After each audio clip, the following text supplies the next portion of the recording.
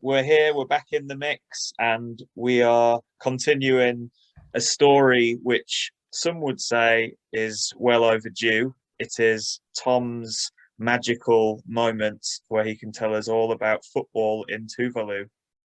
Now it's Tom's time to shine. Right. So, aside from Tuvalu's ongoing quest for international recognition, unfortunately, Daz, I couldn't really find much in the way of interesting stories from the footballing history of Tuvalu. I suspect that they don't really have much of a recorded history.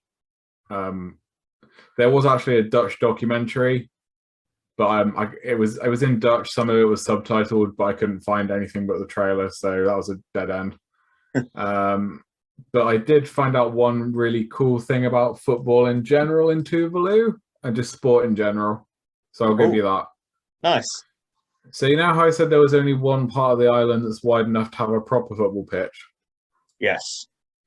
So they get around this by turning the runway of the airport into a massive sport park during the evenings. There's a video on YouTube that shows basically half the country descending onto the landing strip, as the sun's setting and the grass surrounding it. And yeah, they just turn it into a massive sort of play park.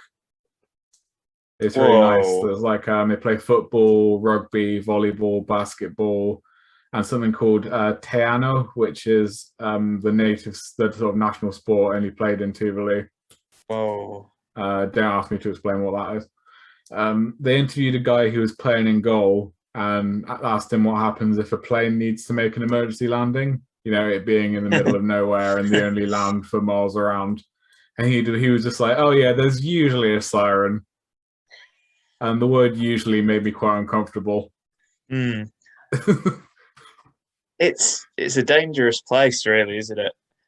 Probably not much crime, but the fear of getting crushed by an emergency plane landing is very real.